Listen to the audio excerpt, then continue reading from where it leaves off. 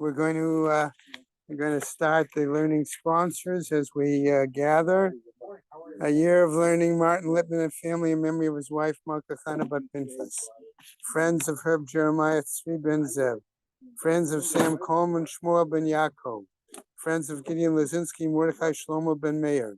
Bella and David Adler in memory of her father, Eliyahu Ben Yosef Kohen.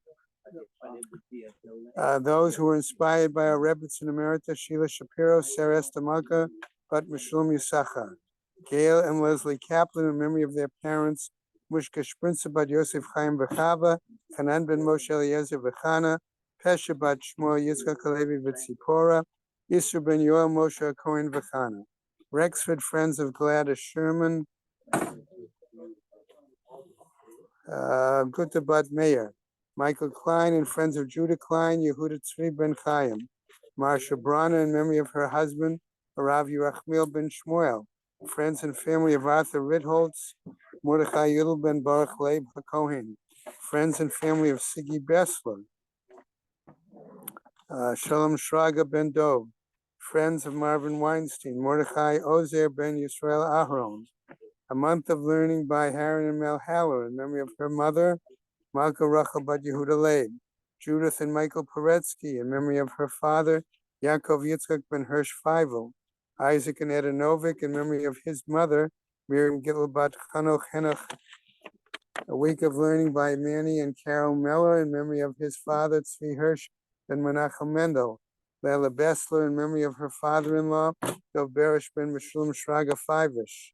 Oscar and Shelley Moll in memory of his father, Shlomo Ben Yitzchak, and his mother, Rachel Bat Naftali. A day of learning by Jack and Sheila Prince, in memory of his stepfather, Nachman Ben Yitzchak HaKohen, by Sharon and Fred Lisker, in memory of her mother, Ethel Bat Yaakov, by Ruth Kostman, in memory of her father-in-law, Yitzchak Ben Shmuel. And Shem was having Aliyah, Kranker Rafia, Velti Yeshua Shem was Aliyah, B'nai Israel, a good Gabenshtia.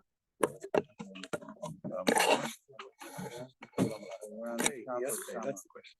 Okay, Rabbi, we have a lot to do in one day. I'm gonna hustle a little bit. Yeah, they got this. The Gemara's full of stories. The Gemara's full of stories. Yeah, the Gemara's full of stories. All right. Yeah, I can talk a little faster. No. I want you to know that I talk much more slowly than I used to. Yes. I'm much slower than I used to. No, that's okay. It's okay. Don't. Okay, 1 second. So where are we starting here? Let's take a look. We're right at the bottom, I think. Oh, the top. That's right. We went to the top. That's right. Okay. Okay. Now this is. I just want to explain it simply. I'll tell you exactly where we are. Amrav Nach. Right. The second line from the top. Second line from the top after the 2 dots. The word. There are 2 words that we could use for fanning a fire. Both of them are blowing.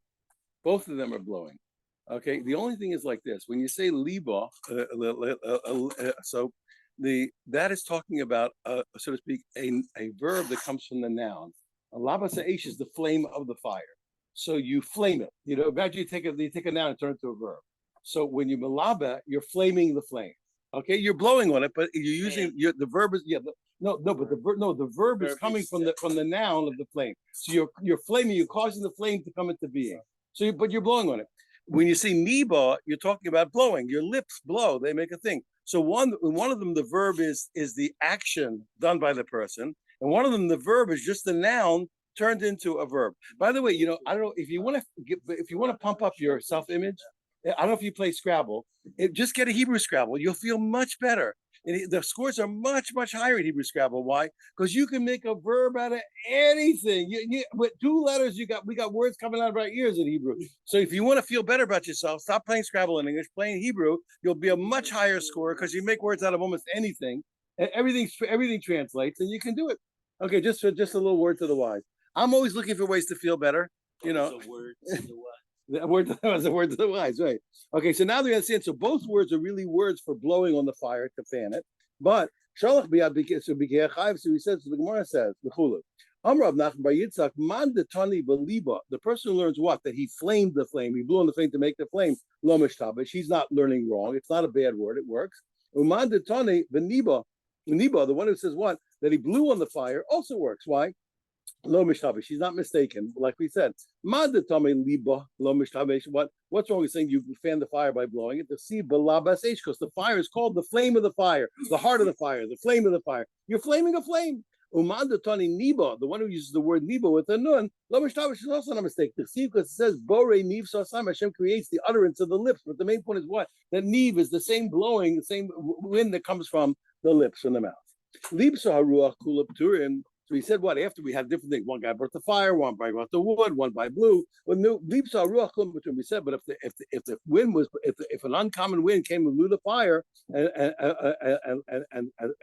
you know and made it go up, they're all putter. Tanner Rabbanan we learned liba. Now I just want to explain this, and we have different rules. First of all, in the rules of Aish that we're learning about fire, there are really two elements. One element is when the fire does the damage. That's one. How the fire does the damage. One is in the igniting of the fire. There are two different points, and we're gonna make a big deal today about how the pasuk differentiates between the fire that actually does the damage and the igniting of the fire. Now, the fire doing the damage, don't worry, we already learned it's either like your ox went out and did it, or it's like your arrow shooting the guy. Well, no, it's either, so to speak, it's like a type of human damage, or it's a type of monetary damage done by your money. Okay, but what about the law of the ignition of the fire? The law of the ignition of the fire is different. It's differentiated by the pasuk, and it's different legally also. Now, in general, we have rules in logic and also in the halacha of partnerships. In general, we differentiate between partnerships which are necessary and not necessary, and partnerships which are equal and not equal. So, for example, we have a rule called shnaim sha'asua.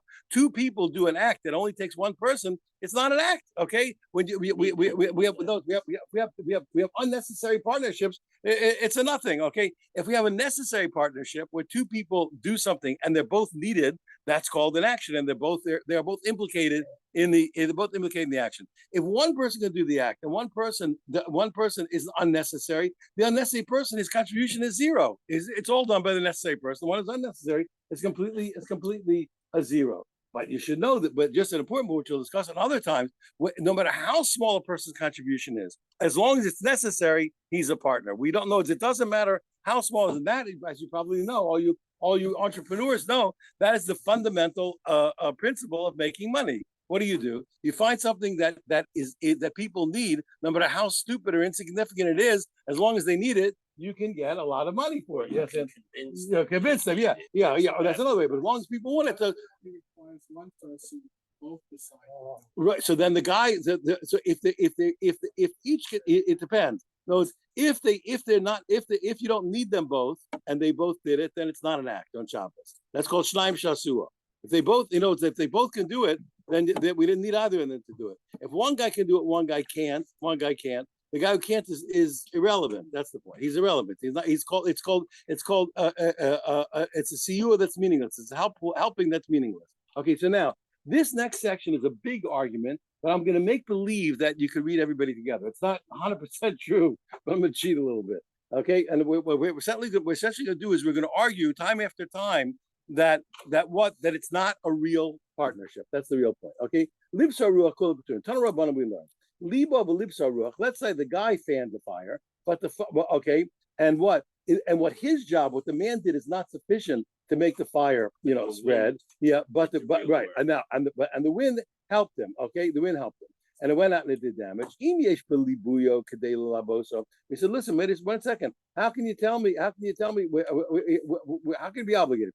If his fanning is enough to fan the fire by itself, okay, then chayav, then he's obligated even if the wind helped him. Why? Because he was capable of doing it. He didn't need the wind. He's capable on his own. Im lav, if he wasn't capable by himself, okay, doing it, then he's potter, then he's exempt. So the Gemara says, why is he exempt? Why? Because we have a big example by Shabbos where we see that you get help and you're not exempt. What's the example? Threshing. How do we thresh grain? You find a way, winnowing. How do you thresh grain though? You find a way to beat the grain. One way, you have an animal trample, you hit it with sticks, you beat the grain, and then it separates the wheat and the chaff. The only thing is it's all mixed up in the ground. So what do? They had a great trick. They were brilliant. They use the force of nature. You take it and throw it up in the air, and now the wind does you a favor for free. The wind blows away the chaff, and the wheat falls down. Yeah, the wheat falls down clean. So that's called Zorah. That's called winnowing in the Torah. Now the only thing is what, and a person is obligated for giving on Shabbos. Do what's the problem on my? Why should he be exempt? Have kazora? He should be just like a person who winnows on Shabbos. Okay, by definition, in that malacha, the wind helps him. It says, the wind does. The wind takes it away. Also, why don't we say here? Why don't we say, look, he did the job with the wind helping him, and we should still consider as what as if he did it by himself, just like by Shabbos when he throws it up and the wind helps him. He's the one. He's up. We don't take the wind. We don't take the wind to basin. He did it. Same thing over here. Let the wind help him and let it still be obligated. Let him still be obligated. Amar Abai, so now we give several answers. Amar Abai, hachma eskin, and don't worry, you could go and libo mitzadecha, but libas mitzalecher. One is what he fanned it from one side, he blew on it from one side, and the wind blew from the other side. And even there's ways to argue, but ultimately, what they're not partners. They're not working together. You understand? He's on one side, whatever it is. But the point is, what they're not partners. The wind is really either you say the wind did it itself, or it's enough to say what that they didn't really join together. Because I'm combining Rashi and Tozer. Amar Abai, Eskina, and Abai says, listen, pardon me. So that's one. Rava says, what? I'll give you another answer. He was blowing on it when there was also a normal wind. But finally, what happened was a wind that was uncommon came up and blew it out. And since what he never was obligated to have in mind that an uncommon wind would come, so therefore it doesn't join in with them, even though he was joining originally with the wind. It's not enough to join with it. It's not enough. And again, they're not partners, right? They're not partners because he didn't have it in mind. Okay, he never had in mind to join together with it. Rav Zeir Amar could go somewhere. Here's what's happening. Now, I used to do this all the time. I hated the cold when I was a kid. So what you do is here. Sometimes you could take your fingers. You can either put them in your mouth or just put them next to your breath to warm with your fingers. When your fingers are cold, you breathe on them. You take the hot air from inside your mouth, and Chazal refers to it as hevel piyam. You know that the language of the Gemara is like hevel piyam, the heat of the mouth, the angels hevel piyam, the heat of the mouth of the little children when they're learning Torah. Hevel, breath is considered hot. It is hot. You know, it's whatever it's like 98, whatever it is over there. The body. Make a fire? But that's exactly your point here. So it's not. This is what happened here. The case he's talking about what really he was just breathing on it, and this is the point exactly. He's hot. The wind's cold. They're in different worlds exactly. Exactly. He was really just breathing on it, and that's okay. Like a person breathes on his hands. Okay, and that joined with the wind, and that is not enough to make a fire and doesn't join and therefore what and not called part.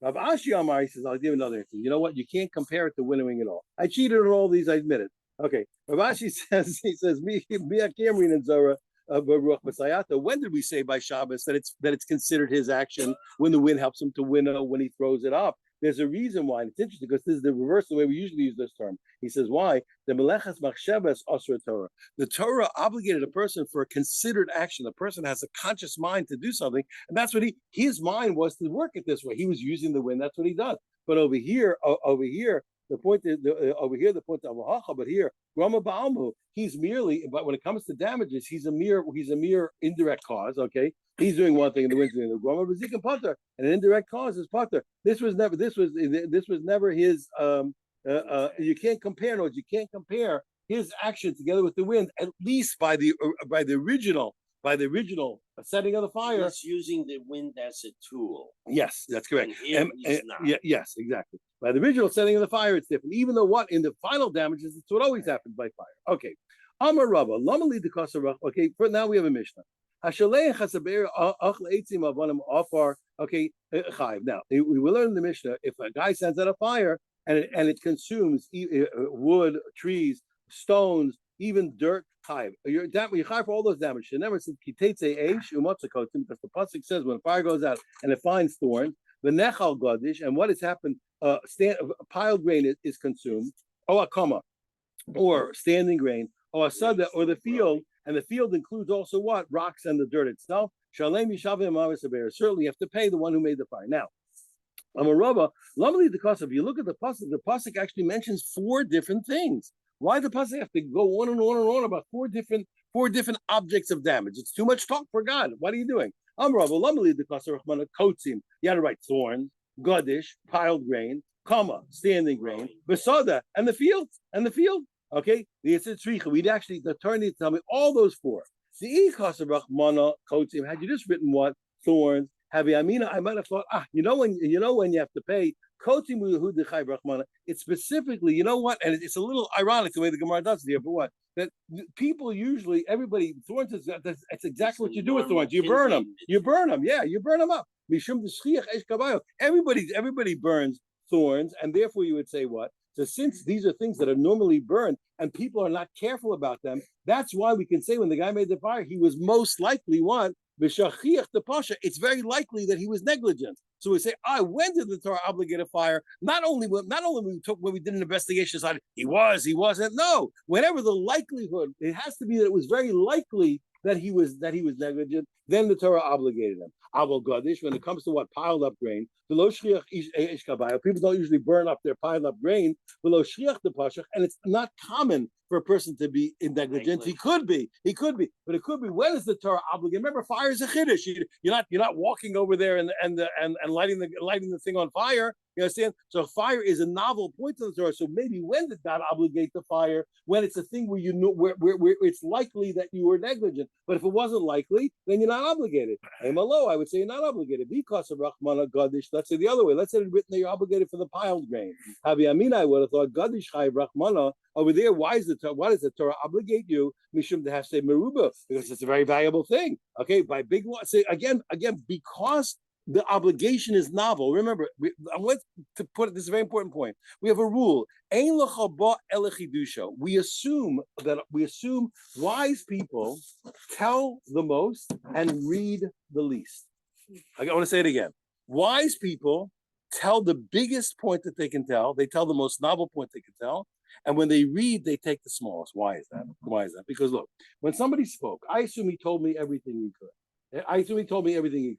So, okay, I told him, tell me what he could. The second I can justify him speaking, the second I can justify that he spoke, the same, if the sentence doesn't demand more for being novel, I don't add. That's called tafasta merubalo tafasta. If I take what I can grasp a little bit, that much I know is true. More than that, maybe yes, maybe no. So when I read, I take the smallest chiddush.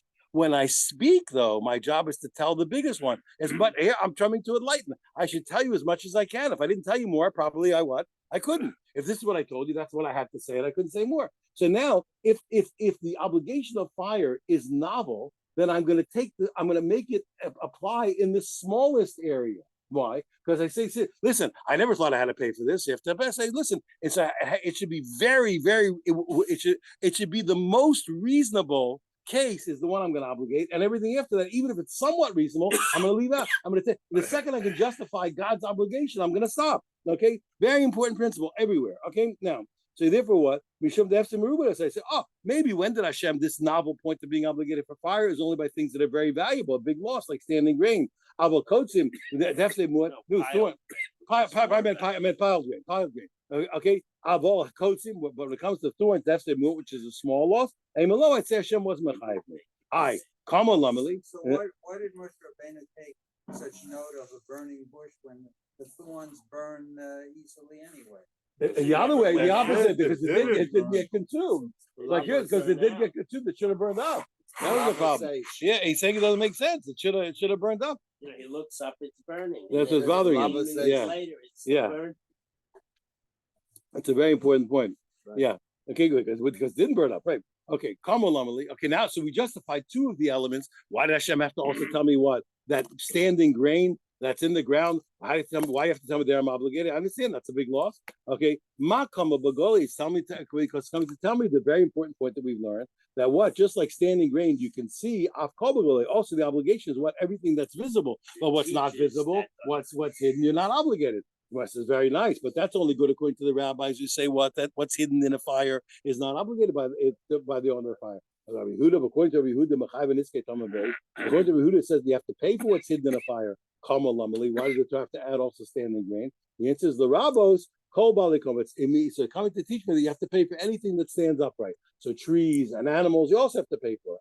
But in 1 second, then that's a very good point. So if he has to use the comma to tell me things that are upright, what do the rabbis do? If they're using it to teach me that you don't pay for things that are hidden, how do they know things that stand upright in the field and not the crops? The rabbos call by the comma. How do they know anything that stands upright they have to pay for? Yeah.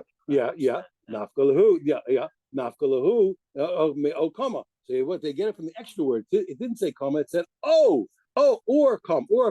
You have to don't say or. You don't have to put that in. We have a list doesn't have to have or. Okay, very nice. New if that's true. So since from you can learn whatever's upright. So then comma should be free for Rabbi Yehuda to learn what. To learn what that you don't pay for what's hidden. So how come he still says you have to pay for what's hidden? Rabbi Yehuda says, mi boy lelechayim. So I can't use to tell me things that stand upright. Why? Because I need that for another reason. Since there are four damages mentioned, four elements of things that get damaged, I would think that maybe you're only obligated to pay when you burnt all four. How do you know you're obligated for any one of the four and not all the four together? So I need this or that to tell me what lechalik to separate them. And to tell me that even if I only damage one, I still have to pay. Oh, beautiful point. That's such an important point. New v'rabbanan l'chalik minol. 1 second. If they're going to use the to tell me what, to tell me things that are upright, so then how do they l'chalik minol? How are they going to learn what that you only obligate that you even obligate if you only burned one of the four things? Nafkalahu me hasada, because there's a second or when it came to the field. Rabbi Yehuda, we had this earlier a few days ago. How does we get out of that? He said, no. There's only one extra or. Why? I did the kasav rachmana hakama. Once the pasuk wrote or the standing grain, kasav hasada. It wrote also or the field, but that or is not extra. That is just stylistic. Once you write a pasuk with or, you have to write a second or. Sada lamali. Okay, now why do I need the word field after all those? Do I need one more damage object of damage? The answer is, I'll tell you why. Yes, for incredible chiddush, like we learned several times already. It tells me what that if it scorched a person's plowed land, ruining it. Okay, or it took hold. The fire took hold of his stones and damaged and scorched them. So in either of those cases, even though those are not normal fuel for a fire, that's not a normal fuel for a fire. But right, they can be damaged. So the word field told me what everything in the field, what even the dirt and even the stones. So then, if that's true, if you're going to tell me it's the least likely thing was what field with the dirt and the stones, why don't you write so then tell me field, and I'll know that I'm obligated for the stones and the dirt. I'm certainly be obligated for everything else. No, because it wouldn't work that way. If you only wrote field, you wouldn't read field as dirt and stone. Because of Rahmana Sada had a written field, Haviyamina, you would have thought what? Mashiba Sada in. It tells me what? The normal things that are in the field, the grain. Field is usually produce. That's what field. When did field mean stones and rocks? When field was such a sore thumb. Yeah, when such a sore thumb, I already explained everything. Then you said field. So then I know it's talking about stones and rocks. But if you said field, I would never have said field was the outrageous case of stones and dirt. So I would have said field meant what crops and nothing else from Mashralan. Therefore, I had to have all the other things to teach me everything else. And then after you already told everything else and field stands out like a sore thumb, then and only then can I learn what? Stones and dirt. Amar Rav Shmuel Ben Nachmani Amar Yonasan. That we have a bunch of beautiful pieces. He says what the misfortune only comes into the world because of wicked people. That's if no wicked people, there'd be no misfortune. But unfortunately, even though who brings the misfortune to the world? Who's the author? The wicked guys. But who gets hurt first? The righteous guys. It's terrible. It's a terrible thing. The bad guys bring it, and who gets hit first? The good guys. That's the way it is. Shenemar, how do we know? Because it says it says when a fire go out and it finds thorns, it means what? So when does a fire break out that damages, God forbid? When they were showing, when the thorns, the wicked people who are thorns, when they're around, then it breaks out. And how do we know it only starts with the tzaddikim? It's incredible. It says, it says what? You notice the language is in passive. And the piled grain was consumed. It already was consumed. Before exactly. In other words, he says, it doesn't say, and it will consume the piled grain. That's a tzaddikim. The piled grain was consumed. Before you ever got there, what the righteous guys were already consumed. It's already as if the second they were showing were there. As far as we're concerned, the righteous guys already got it. They get hit. Yes. Yeah. Oh, so let's take a look. Wait. The Gemara. Wait. No. No. Gemara's going to answer your question. You can wait. You could have written the Gemara. It's coming up right now. It I wanted to add a bracha in the morning. You know, I have all these extra, all the brachas I say in the morning. Thank God for this, thank God for that. So every morning I want to say also, thank God I didn't write the Torah. Why? Because I would have written it wrong. I would have written it wrong. No, I would have written it wrong. I'm just saying I would have written it wrong. Okay, now that's I know. That's true. That's correct. But I meant this one. Okay, but anyway, here like this. So now, here you see you could have written the Gemara. So here, we're going to see a little. We'll see a little further. You're going to see the same thing in 1 second. It's going to explain. Okay, Tana Rav Yosef. We learned my dichti batem lo teitzu ish mi pesach based on boker. By the thesis when Hashem was killing the firstborn, it says nobody should go out for the house until morning. So we see and this is a very important point. Even though Hashem was picking and choosing the firstborn, so there was really no danger, but we see that there was an additional danger to what Hashem was doing. I hope I'm communicating. Very important. No, but no, the mitzvah. Who's doing the first one? Hashem says, "Me and Adam, I did it. He did it. Hashem did it." So Hashem's not indiscriminate. Hashem is very discriminating. Okay, so what happened? But we're going to see that nighttime itself is dangerous. In Mitzrayim, how come Hashem's telling you to protect himself? Here, he's protecting everybody. So what if Hashem is picking and choosing of all nights? That's the night you hear. But Pesach night, where is Leil Shemurim? Of all nights, that's the night you're fine. So why is Hashem telling him quickly hide? What do you mean? There's no better night than Pesach night. Hashem is making the decision. The answer is he's telling that nighttime is dangerous. Get ready, okay? So when once there were other dangers, once the Mitzrayim were dying, there were other dangers besides Hashem killing the Mitzrayim. There's Deborah, there's plague, there's rotting, there's all kinds of things. He said, okay, once there's permission for the destroyer to destroy, in addition to what Hashem was doing, that wasn't a problem. And it makes no difference between tzaddikim and rishoyim. And you have to worry, and that's why you once things are dangerous, you have to. I don't care how righteous you are, you have to worry because Hashem is giving you a message. Hashem is telling. What do you mean? Hashem doesn't have to kill Rishayim either. He doesn't kill anybody. So from there we learn out Leil Shemurim. No, the opposite way. That's what I'm trying to tell you. Even though it was Leil Shemurim, but as far as other dangers, it wasn't. That's exactly my point. You had to protect yourself. For the future, So maybe that night they had. That's what I'm trying to tell you. Maybe we're different. That night they were dangerous other than what Hashem was doing. We do. No, that's what we say. We say Hamapil. But the main point is what. But the main point is, I'm saying the main point is it is a guarded night. It is a guarded night. I'm saying that, but you're right. Then there were other dangers. That's my point. Okay, good. Now, so now he says, and don't think when there's danger here. And I want to tell you something. You know, I don't know if you know. In the time of the Pnei Yeshua, they actually thought smoking cigarettes was healthy. Mamish, they thought it was good for your health. Oh, yeah. And even when I was a kid, when you were a kid, they used to have 4 out of 5 doctors smoke Tareyton. They used to have doctors in the cigarette advertising. They used to have what doctors? 4 out of 5 doctors smoke Tareyton. Yeah, yeah, exactly. So okay, so they thought it was. They're all dead. Yeah. So that later the people start to realize it looked like people. It seemed like you see this. It's hard to deny cause and effect. People were smoking and they were dying. You know what I'm saying? So in that time already, by the asked Ray Feinstein, it was a whole question. You know, they had Shiloh, are you allowed to give a match? Are you allowed to give a match to a guy who wants to light a cigarette? Okay, good. So Ray Feinstein had written in his time, Zichron Tzadik V'Kadosh L'Vracha, in his time he had written Shomer B'Soim Hashem, which has a deep meaning, by the way. It's a very serious principle that if we see that everybody's doing something, it worked out. So Hashem, there's a principle came into dashboard dash. That's what's happening. So Hashem is protecting the idiots. They're acting like idiots, but Hashem is still protecting them. And there's reasons to go on. And that's why some people I'm not involved in political arguments ever.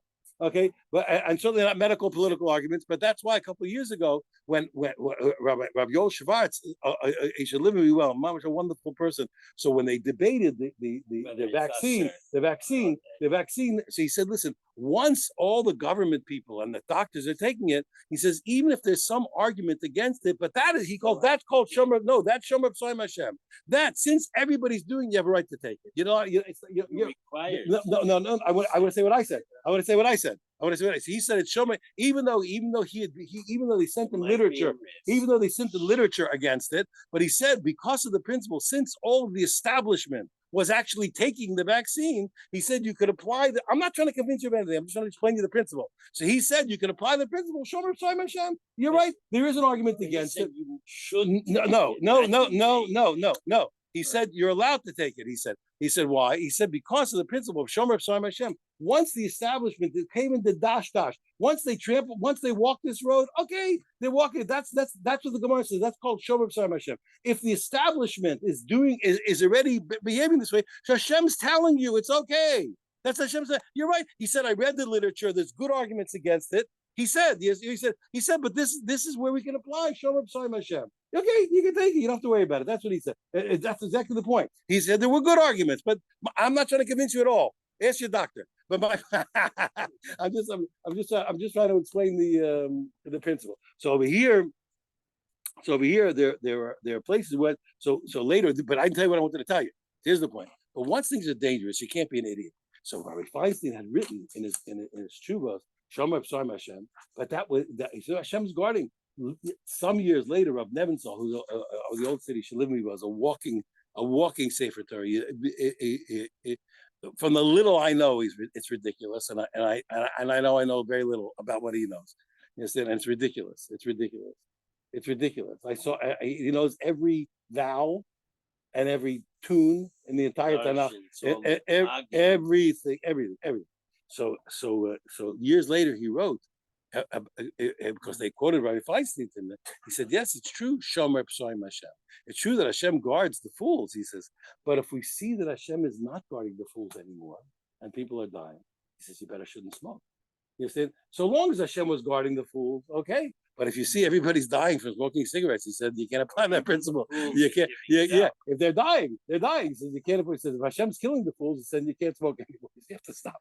Okay. He says, so once I'm trying to say, once we see when there's danger, there's no being religious and trusting God. If Hashem shows you something's dangerous, you're an idiot. Don't go to dangerous places. You're not allowed. And the Eretz Yisrael likes to speak to people. It's forbidden. You're not allowed to go to a dangerous place. If you're an army person or a fireman, or that's another story. It's a different story. When a place is dangerous, you can't go to a dangerous place. Oh, I have bitachon. You're an idiot. You're an idiot. You're an idiot. You're not allowed to do it. You're not allowed to do it. It's forbidden.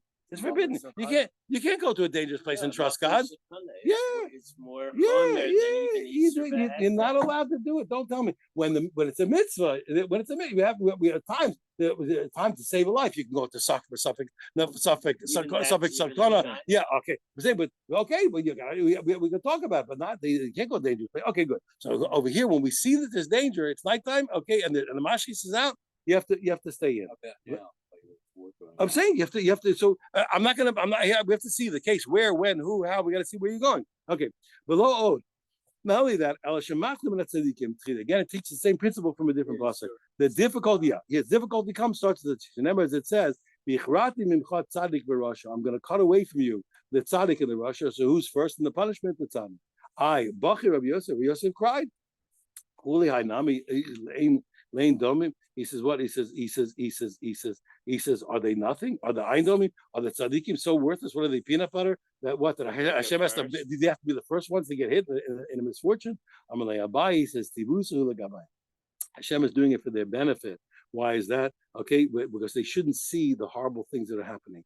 The siv, as it says, ki mipnei hara. Okay, that's how it's tzaddik. We say that what? That because of the difficult of the bad that's going to come to the generation, the tzaddik is taken away. It's a favor to the tzaddik. That's what it's a favor to the tzaddik. Since it's going to be terrible before, you shouldn't have to see it. You shouldn't have to see it happen. Amar Yehuda said the following: the only other b'chitov. B'chitov is a euphemism for what? For sunlight. Hashem said kitov, it's good, and the sunlight is kitov. A person should always, when they're on the road, they should go back into the city off the dangerous road while the sun is still shining. But kitov, and don't go out in the morning when you go back on the road where it's dangerous. Only go out after the sun is up. Shenever, it says, it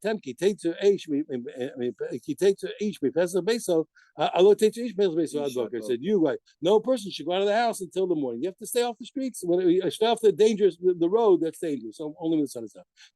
What now? Now get ready. We're going to have a whole lot of psukim to prove the same point. Dever be'ir, when there's a plague in the city, kanes raglecha. Here, gather in your feet. Go, stay inside. She never says teach me past the base broker. Don't go out. Anybody go out until the morning time. Okay, and a second pasuk says that point. Okay, another pasuk says lech ami, go my people. Go into your rooms. Close the door behind you. Go inside. The Omer, and the third pasuk says, "Mechutz tishakel acherib." If the sword is making people lose their beloved ones, umechadorim ema. Okay, and in the room, and in the room. Actually, I'm sorry, I have to quote you the whole pasuk.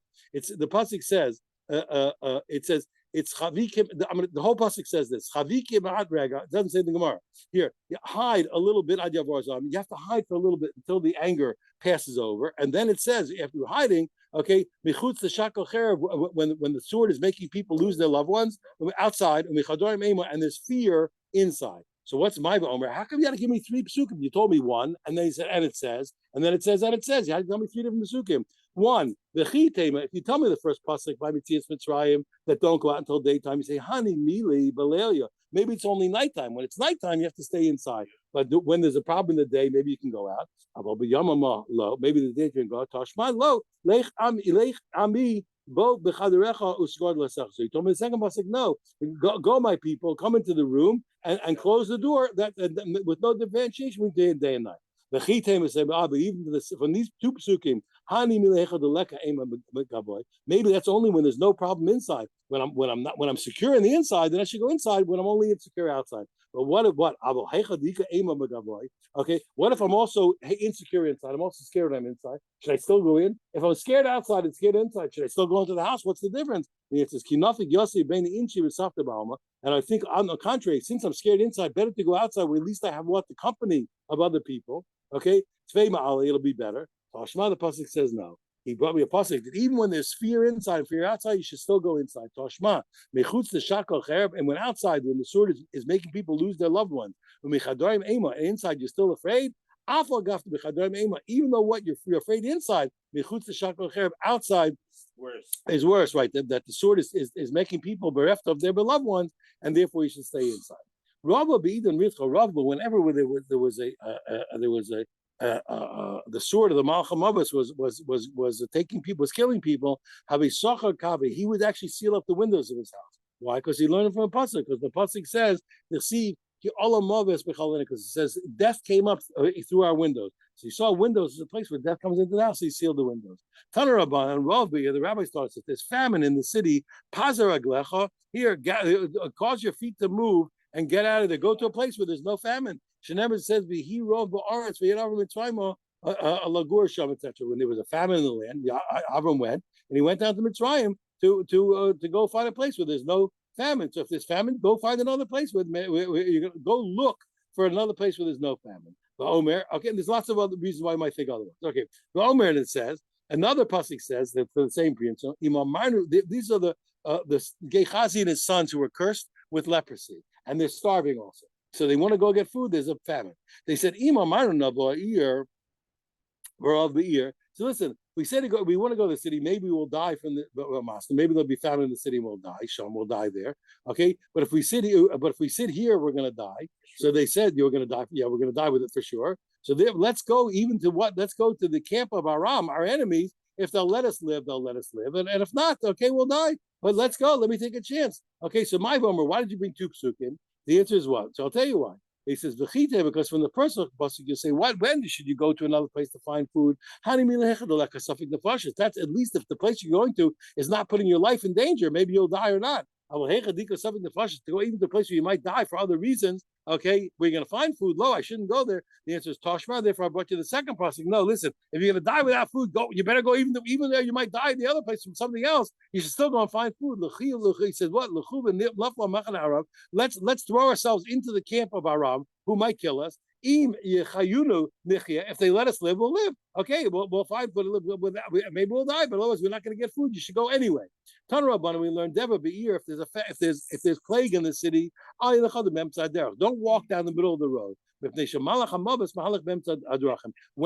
plague is going, the Malach HaMavis is in power. They came in since God gave him permission to kill, he walks boldly, he walks openly in front of everybody in the middle of the road. Therefore, you should what? You should go down the sides of the road to stay away from him. Right? You should stay on the side. Shalom be here, but let's say that everything's fine in the city. Then you should not walk down the sides of the road. Why? They came to less they were shoes. Since the Malach HaMavis doesn't have a right, Hashem didn't allow him to be proud at that point. So what he does, he hides himself and he walks on the side of the road. So you should walk in the middle of the road. If there's a plague in the city, when there's a plague in the city, a man should not go into the synagogue alone. Why? Because the Malach HaMavis leaves his utensils of killing there. Now, this is very hard to understand. It's a very metaphorical thing, but I'll explain it quickly, at least according to the Ben Yoyoda. And that is like this. You know what? You go to shul, it's a good thing, believe me. It protects people. The Gemara learns it. People who go to shul every morning and every night, it's a big protector. It's a big protector of a person. It's a really good thing to do. It's good because you daven to Hashem. It's good because it also protects you. It also protects you. And the Malach HaMavis is very upset because even when the Malach HaMavis gets to kill people, these son of a guns who go to shul every morning and every night, they're eluding him. He can't stand it. When is he gonna get these guys? What's gonna happen? I gotta get these guys. See? So what happened was once the Malach HaMavis already got some permission to kill, he's thinking, where are those guys? Let me see if I can get those other guys also. Let me get those guys who go to shul every day. So all of a sudden, says, let's see if I can make a special campaign to get the guys who go to shul. So in those days, don't go to shul, don't go into the shul alone. Make sure that you're protected. He's making a special campaign to get the good guys. Watch out. That's the Ben Ish Chai. That's the Hanimi. So when is that you should? What do you mean? But what? That's only when the little kids are not sitting there learning Torah. There's not a minion there davening. Okay, that's the okay. But once they're there, the Malach HaMavis can't get you. Don't worry about it. You'll be fine. Tana Rabbana, we learn Malachim, Kalavim Bochim. If the dogs are crying in the town, Malach HaMavis Bali, that's a sign that the angel of death is coming to the town. Kalavim Mesachim, if the dogs are playing and they're happy, Elio is coming. But when is that true? It's only true the lesbian that came. If there's no female dog, if the female dog is there, then it's crazy because of the female dog. It doesn't mean it. Yosef Ravami, there was two great rabbis who were sitting in front of Yitzchak Nafcha. One of them said, "Listen, Rebbe, teach us a halacha." I said, "No, teach us medrash, teach us a philosophical, moral, ethical lesson." Pasach Agada. So he opened up. The Rebbe began speaking Agadata. Below Shabik Mar, the one who wanted to learn the halacha wouldn't let him. Pasach Shmaisa began saying halacha. Below Shabik Mar, the one who wanted to learn Agada stopped him. Amalei, he said, yeah. He says, I'll give you a parable what this is like. A guy has two wives. One guy's married to a young wife and an old wife. His young wife wants him to look young. She pulls out all his white hairs. The old wife wants him to look old. She pulls out all his black hairs. Between the two wives, he's bald. He says, yeah, and you can say this both ways. He says, look, he says, comes out between you and you. I can't say anything. Or listen to this. It comes out between you. You don't get anything. You got a husband who's bald. Between the two of you, you get nothing. Yeah, you pull out the white, you pull out the. You don't get anything. So what happens? He says, what am I? He says, I'm going to solve the problem. If this is the case, he says, I'm going to do something. I'm going to tell you a lesson at once. I'm going to tell you halacha and Agadata in one shot. Now leave me alone. Don't pull my hair out. I'm going to tell you one pasuk. I'm going to tell you halacha and Agadata. What's the pasuk says when the fire will go out and it finds thorns. Teitze, okay, miatzmo. So remember we discussed it. The fire goes out by itself. But then it says, Shalim Yishalim Hamavir Esabera. She'll surely pay the one who ignited the fire. It's really what it's attributing to a person actively doing it. We've discussed this many times. This opposition in the pasuk. Amar Kodesh Baruch Hu, as Hashem says to the Jewish people, here when a fire goes out, what happens? A fire goes out. Really, what's the problem? It's really we do Rahmanas. The Jewish people do averas, and Hashem destroys the Beis Hamikdash. And he's the one who lights the fire. So he says, Amar Kodesh Baruch Hu, even though the temple was destroyed because of the sins of the Jewish people, Hashem said, in the end, I'm the one who lit the fire. I'm the one who destroyed it. He says, I have to pay for what I did. He says, I lit a fire in Zion. Shenever it says, Hashem he lights a fire in Zion. It's going to burn up the foundations. When I'm going to rebuild it, I'm going to pay back and I'm going to rebuild it with fire. She never says, I'm going to be a wall of fire around it, and I'm going to be an honor within it. I'm going to dwell inside. So therefore, that is the Agadata. I told you now, Agadata, now from the same pasuk, Shmaisasa, now I'm going to tell you halacha. Pasuk Kasab Beniske Mamono, the Pasuk opened up with damage done by his money. Besiyam Beniske Gufo, and it ended what with damage as if it's done by a man. And he has to teach you a fire is obligated because of the arrows of a man. It's considered the personal damage, and therefore what? And therefore when therefore a person is obligated when he damages a person, just like damage done by your money, you don't have to pay what you only pay for damages, but you don't pay for pain and for doctor bills, etc. But here he says what? Here he says what? I'm telling you, halacha. Aish is you, and therefore you have to pay for all the 5 things and not only for one. I'm going to tell you quickly, and we'll wrap this up. There are 2 places in the story of David HaMelech. He's out fighting, and it's out simply he wants water, and 3 of his great heroes go out and they break through the enemy camp, and they go and draw water for him, bring it back, and then he says, "Oh, how can I drink water? From these these people risk their lives. I can't do it, or they shouldn't have risked their lives. I can't drink it." And he doesn't. And he gives it as a libation to Hashem. The Chazal, that's number 1. That's a simple story. Number 2, the story is told twice. One of the 32 principles of Jewish is what? Is that when a story is told in 2 versions in 2 places in the Tanakh, it's meant to be read as one story. That's one of the rules of Rabbi Elias. Okay, so when a story shows up in 2 places with 2 different sets of 2 different facts, they're meant to be read as one big story with all the facts combined. So, and this story in one version, there's a pile of barley, and one story there's piles of lentils. So we have to read the whole story together. And in addition to that, the Gemara reads the whole thing as a metaphor. He's not asking for water. He's really asking for Torah. He's a halacha. He wants to know halacha. He wants to know halacha. And they come back and they go to ask the shaila, and they come back and they tell him the halacha. And then somehow he refuses. So refusing to drink the water, he's going to refuse to do the halacha. No, but he's refusing to take the benefit of the halacha that they told him. He's going to refuse to take advantage of the leniency of the halacha that they told him. That's the whole metaphor. Let's see it inside. Okay, and the 2 stories combined. David was thirsty, and he said, "Who's going to give me water to drink? Me bar Beis Lechem, from the cistern, from the water hole in Beis Lechem Asher Bashar." That's by the gate, but we read it really well. Okay, okay. The 3 strong men, the 3 heroes, went and broke through the camp of the Plishtim. And they drew water from the water hole of Beis Lechem Asher Bashar, which is in the gate, Begomer, etc. The Gemara assumes that what he was asking for halacha, okay, and metaphor. He asked him, go find the halacha, go ask the Sanhedrin. Amar Rabba Bar Nachman. Here's what he asked them.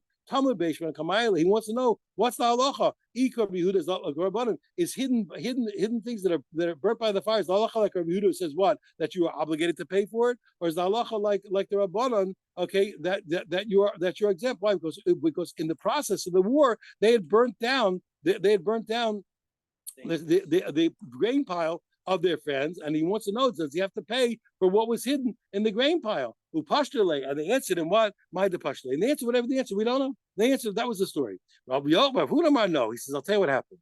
Gedishim the story the Yisrael.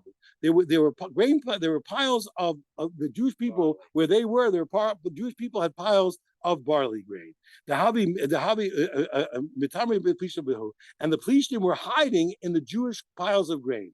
So what David HaMelech wanted to know, can I use other people's money? I want to burn down those grain piles and get those Plishtim out of there. Okay, I get them out of there. So can I burn the Jewish grain piles and save my life with them? Now, of course, we know for Bikuch Nefesh you can. That's the question. Do I have to pay? Am I allowed to do it? Okay. Shochley said back, you're not allowed to burn down expecting not to pay.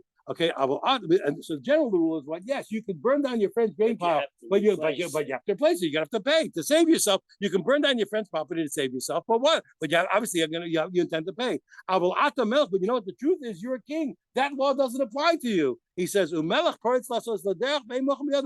break through. You're allowed to, what's the word? You're allowed to confiscate, and that's another word. You're allowed to break. There's a better word than confiscate. A king can.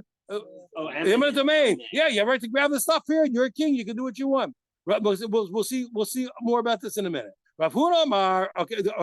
That's another. So you want to know what's the halacha. Rabbanan. Okay. Now, furthermore, Rabbanan v'itema Rabbi Bar Rabbi. He said no. It was a different thing. Gedishin Desarin Yisrael. He says there were grain piles of barley that belonged to the Jews. Ugadisha Doshna the Plishtim, and there were grain piles of lentils that belonged to the Plishtim. Well, no problem there. He's going to take those. The Kamabayli wants to know what's the halacha. Mauli told Gadisha Shasar in Israel, well, what's the halacha? Am I allowed to take the piles of barley of the Jews that I need for my animals? I got to feed my animals. I'm going to pay him back, but I'm going to steal their stuff to take my, but I'm going to pay him back with barley, with the same value in what? In lentils. In lentils, right? In lentils. Shochale, so the Sanhedrin sent back. Russia. Listen, the Russia gives back the surety. Gazeli Yishalim, and the Russia thinks he's a good guy. He's going to steal and pay back. He's a Russia. You don't think it's okay? Oh, okay, I'll steal and pay. No, you can't do that. You're not allowed to steal. If the Russia thinks he can steal and pay back, it's not okay. Russia, even though he said he intends to steal and pay back as a Russia. So stealing to pay back is you're not allowed. You're a king. He says, Melech, a king's allowed to break through to make a way. No one can stop you. You can do what you want. Furthermore, and now the Gemara says, Bishla, now we understood different versions of what the Shiloh is. It's all very good. The one that says, what did he want to just replace the barleys with lentils? How did the cost of Chad Kra? Okay, that's why one version in the Tanakh is what? That it was that we talked about a field full of lentils. Okay, one pasuk says it's a field full of what? Of barleys. I get it. But the one that says that all he wanted to do, according to the story that you said, that he just wanted to burn down the grain piles of barley. My bailu, okay, lahani trey kroy. Why do I have two versions? One with barley grains and one with lentil grains. I didn't need lentil grains. No, don't wait. No, they were both. The Shiloh was the same. There were grain piles of Jews and barley piles of Jews. Okay, where they were hiding. Okay, to have a macho pollution. The story was they were hiding both types, and he wanted to know about both types if he could burn them down. Okay, now the story, the version according to the rabbis, said what did Shiloh was allowed to burn the grain down. Okay, how did they see? That's why it's written by Yisatze. That's why he said so. He stood there, and he stopped them. He stopped his people from burning them down. Okay, but if all he wanted to do was switch them, he says what? He wasn't saving anything. He says they didn't want to take him without paying. He wasn't saving anything. They wanted to pay. No, even that he saved them by saying no. You can't even take them to pay back, to swap them. Okay, very good according to Rav Huna, Rabbanan. These and Rabbi Barmar, these two versions of the story. That what he wanted. Okay, they're either burning down the field to save them, they're burning down the grain to save them, or switching them. That's why we had two versions: barleys and what, and the lentils, like we said. El Lamanda Omar, but Tama Beishko, the one who says that the Shaila was asking was really what about things that are hidden in the fire. Okay, my by Lekroy. Why do we need two versions? Amar Lechai says, I'll tell you why. He says Taman. Okay, he says right. The Shaila was about hidden and any one of the other two questions that you guys asked. Bishlam Lamanda. I'll finish quickly so you'll have it be good for tomorrow. Bishlam Lamanda Omar Bahani Tarti. Very good. The people who said what? Where he asked what? Can I say my? Can I switch? Can I switch? Or can I? Two questions. Yeah. Okay. Haidu dichsi. That's what's written below. Over David Lishtosam. I understand what it means. What he didn't want to drink them. He didn't want to take advantage of the leniency of the halacha. Okay, even since in general, if it's not a king, there's a prohibition. Even though I'm the king, I don't want to take advantage of it. So that's what it meant that he didn't drink the water. He didn't take the leniency that they gave him. He's not going to save himself, or is he going to switch? Okay, but the halacha of what? Of whether you do have to pay for what's hidden or not. Mikadi, okay, the shokole, what? They told him that's the halacha. That's not a leniency. That is, they told him what the halacha is. What do you mean? That's not a leniency. What do you mean? Okay, Milo Awadal Shtosim. What does it mean he didn't want to drink them? The answer is what? Happened was like this. He wasn't happy about what they did. They put themselves in danger to because he said, "Oh, to get or to ask the halacha." The Lord Mishmai, he wouldn't say the halacha in their name. even though they went. Why? Because since they put themselves in danger, he didn't want to give them that credit. He said, Omar, because he said, I have a tradition for the basin of Shmuel Ramati. If a person puts himself in danger to learn Torah, he puts himself in danger, which he's not allowed to do for Torah. We don't say the halach in his name, even though what? Because the person says, why do we say it in his name? But we're going to bring salvation to the world. These people are not fit to bring salvation into the world. And it says, he poured him out to Hashem. Okay, good. The first two opinions that what where it was a leniency, I understand. What he didn't want, he poured him out to Hashem was one that he acted above and beyond the law. So that means that he poured it out to God. He didn't take advantage. He acted for the sake of heaven. But it was a simple halacha. What does it mean? He poured it out to Hashem. The answer is the Gemara. That instead of saying it in their name, like we said before, he said it in the name, the general tradition, and he said, so to speak, the name of the Torah, he wouldn't say it in their names. Gashkoach, have a wonderful day. Yeah. Wait. And what? Oh, that's a good question. What do you answer? And it's others. We'll have to answer. So are we allowed to bomb in Gaza so indiscriminately? All right, that's not. Well, you want to get me in trouble? What do you want to get me in trouble? That's a political question. You want to get me in trouble? Because you're bombing indiscriminately anyway. Here it is. Here's the Gemara, right there. Bob, they said without leaflets. Bob, they said leaflets. Yeah, good point. There is a law. Even in Right. I would have changed it. So the Gaza should have planted fruit trees all around there. I have to shop, so really, I mean, you can't go. I'm stuck. Thank you. Thank you.